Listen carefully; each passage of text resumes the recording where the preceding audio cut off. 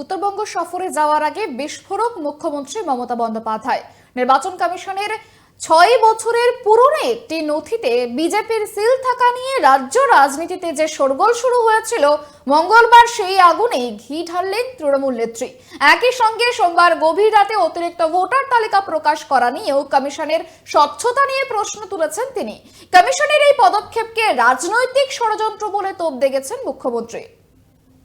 সোমবার তৃণমূল সাংসদ মহুয়া মৈত্র নির্বাচন কমিশনের একটি ৬ বছরের পুরনো নথি প্রকাশ্যে এনেছিলেন, যেখানে পদ্মফুল চিহ্ন সহ বিজেপির নাম লেখা সিল ব্যবহার করা হয়েছিল। মঙ্গলবার বিধানসভা নির্বাচনের প্রচারে উত্তরবঙ্গ রওনা হওয়ার আগে সেই নথি হাতে নিয়েই কমিশনকে কড়া ভাষায় বিঁধলেন মমতা বন্দ্যোপাধ্যায়। তার সরাসরি প্রশ্ন, কমিশন কেন বিজেপি স্ট্যাম্প ব্যবহার করেছে? একে স্রেফ ক্ল্যারিক্যাল মিস্টেক বলে মানতে নারাজ তিনি। এই ইলেকশন কমিশন যে নিরপেক্ষ নয়, আমি তার একটা প্রমাণ আপনাদের দেখাতে চাই। ইলেকশন কমিশনের নোটিফিকেশনে বিজেপির ভোটের চিহ্ন সিম্বল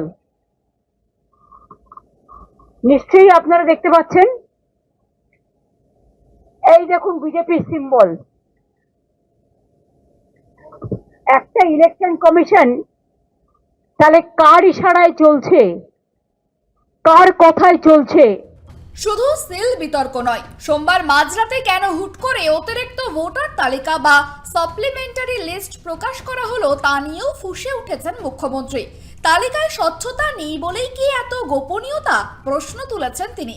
কালকে মধ্যরাত্রে এসআইআর লিস্ট কেন বেরোবে? এখনো পর্যন্ত পাবলিক জানে না। এখনো লিস্ট বুথে টানানো হয়নি, ব্লকে টানানো হয়নি, জেলায় টানানো হয়নি। কালকেও দুজন আত্মহত্যা করেছে, তার আগেও দুজন আত্মহত্যা করেছে, প্রায় 220 জন মানুষের মধ্যে মারা গেল। এত ভয়টা কিসের? আর যেটুকু নাম উঠেছে সেটাও মনে রাখবেন, আমার কোর্টে কেস করার জন্য। লিস্টটা বের করতে ভয় কেন? নিশ্চয়ই তার মধ্যে স্বচ্ছতা নেই ইলেকশন কমিশনের। স্বচ্ছতা থাকলে এতদিন লাগে? একটা জাজেরা তো অনেকদিন আগেই করে দিয়েছে। তাহলে আপনারা কেন আরো 6 দিন টাইম নিলেন, 7 দিন টাইম নিলেন? আরো কি কি বাদ দিয়েছেন? একতরফা কি কোনো পলিটিক্যাল পার্টির নাম ঢুকিয়েছেন?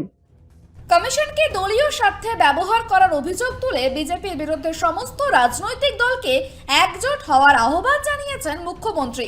বাম ডান ভেদাভেদ ভুলে দেশের মানুষের পাশে দাঁড়ানোর বার্তা দিয়েছেন তিনি।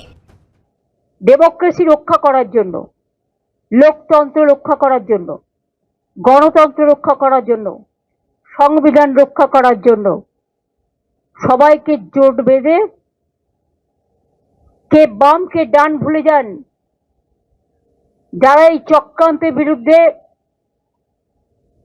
এক হয়ে লড়াই করতে চান, আমার পাশে থাকার প্রয়োজন নেই, কিন্তু মানুষের পাশে থাকুন। উত্তরবঙ্গ সফরের আগে মমতা বন্দ্যোপাধ্যায় আরও একবার সরব হন সরকারি আধিকারিকদের বদলি নিয়ে। তার অভিযোগ, সোমবারও অনৈতিকভাবে 73 জন রিটার্নিং অফিসারকে বদলি করা হয়েছে। এমনকি নন্দীগ্রামের বিডিওকে কেন ভবানীপুরে আনা হলো তা নিয়েও কমিশনের নিরপেক্ষতা নিয়ে প্রশ্ন তুলে দিয়েছেন Trinamool supremo. Bureau report, KTV Bangla.